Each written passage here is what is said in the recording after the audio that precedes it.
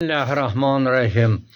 Hurmatli tinglovchilar, bo'lajak ona homiladorlik boshlanganda turli ma'danlarga muhtojlik sezadi. Bu holatni biz boshqorong'i bo'ldi deb ataymiz. Demak, boshqorong'i bo'lganda turli elementlar, turli moddalarga muhtojlik sezadi. Shu vaqtda tana talab qilgan barcha omillarni amalga oshirishga harakat qilish, albatta tashqi bu ayolga yordam beradigan insonlar zimmasida bo'ladi.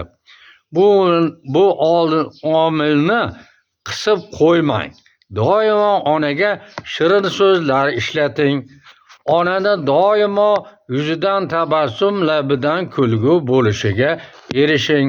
Chunki chaqaloq ona ruhi bilan dunyoga kelmoqda ekan, uni o'ziga tegishli ruhga qachon dunyoga kelib nafas olgandagina ruh kiradi.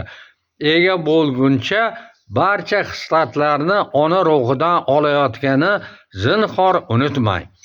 Biologik qonunlar, meditsina ko'rsatmalariga doir qonunlarda ota va ona jinsiy yarimtadan tanachalar qo'shilib bir butun bo'lgach, yangi avlod bu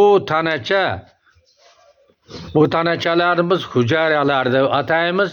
Hujayralar birinchi bo'lib ko'payishdan boshlaydi va to'pcha shakliga yetgach, keyingi omil 3 qavatga buklanib 3 qavat hosil qiladi. Bu 3 qavatli hujayrani yig'indisini tashqi qavatidan teri, tuklar, sochlar, tirnoq, quloq, burun va ko'z kabi turli tashqi organlar paydo bo'ladi. Ichki organ qavatdan esa o'rta qobiqdan, ichki qobiqdan esa ichki organlar, hazm organlari, buyrak, yurak, o'pka va jigarlar shakllanadi. O'rta qavatdan suyak va muskullar shakllanadi ekan, har bir organ shakllanishdan avval shu organni vujudga kelishini to'la ta'minlaydigan aktiv moddalar, buni meditsina tilida bu aktiv moddalarni inson tanasida shu organni rivojlantiradigan qobiliyatga ega bo'lgan moddalarni paydo bo'lib, shu organ to'la shakllanib bo'lgach, parchalanib yo'qolgach, navbatdagi organni hosil qiluvchi bu aktiv moddalar paydo bo'ladi. Va bu ham o'z ishini bajarib bo'lgach, keyingi organ uchun o'zi parchalanib ketib, keyingi organni shakllanishiga imkon beruvchi aktiv moddalar yana paydo bo'ladi. Shu tartibda navbatma-navbat shakllanib 9 oy 10 kun davomida butun inson shakllanib borar ekan, organlar shakllanib borayotgan paytida yetarli ma'danlar bilan ta'minlash yetarli bo'lmasa, shu organda shakllanish tartibi buzilib, burun, lab, quloq, ko'z, qo'l va oyoqda nuqsonlar kelib chiqib, nogironlik kelib chiqar ekanda, ikki oyog'i kalta, pakana, ko'r, soqov, hatto aqlsizlik holatda tug'ilgan bolalar o'zi boshqa insonlar qaraviga muhtoj yashab, bir yigit 21 yoshda, bir yigit 36 yoshgacha faqat tushakka mixlanib olamdan o'tgachgina ota-onalar ozod bo'lganiga guvohman. Chunki bu insonlarni o'ldirib yuborishini iloji yo'q. Albatta o'zingiz dunyoga keltirdingiz, uni to olamdan o'tguncha qarashga majbursiz. Ayrimlar ikki oyoqsiz, ko'r, qo'lsiz tug'ilganlar ham ancha.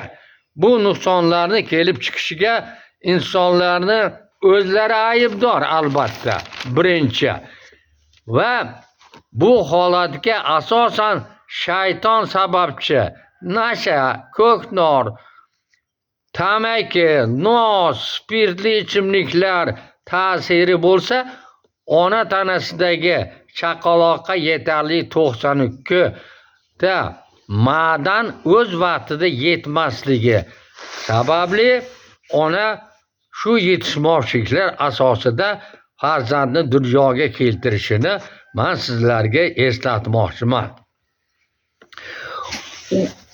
Bu sabablarni kelib chiqishi u yoqda qolib, bu yetishmovchilikka Allohning irodasi, ibrat uchun, insonlarni sinash uchun Alloh ko'rsatib qo'yibdi deb o'zlarini yupatib, ko'rgilik ekanda deyishni insonlar qachon to'xtatib, ayni haqiqat shaytonning ishi ekanligi, qachon adolatli ishi ekanligiga qachon adolatli baho berishga o'tar ekanmiz. Insonlar, Alloh bandalarini sevib yaratgan. Bandaga bitta zirabchani kiritib azoblashni istamasligini bila turib, Allohdan shubhalanishga chek qo'yishni butun dunyo xalqiga eslatmoqchiman. Alloh bandalarini sog' omon, uzoq umr ko'rib, baxtli yashashi uchun tarafdor.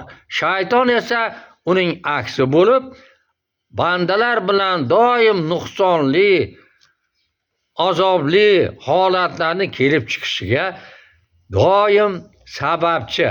Shuning uchun qiyomatgacha yashab turibdi-da. Hurmatli tinglovchilar, men bu maqolani davomini keyingi eshittirishga qoldirsam, e'tiborlaringiz uchun rahmat.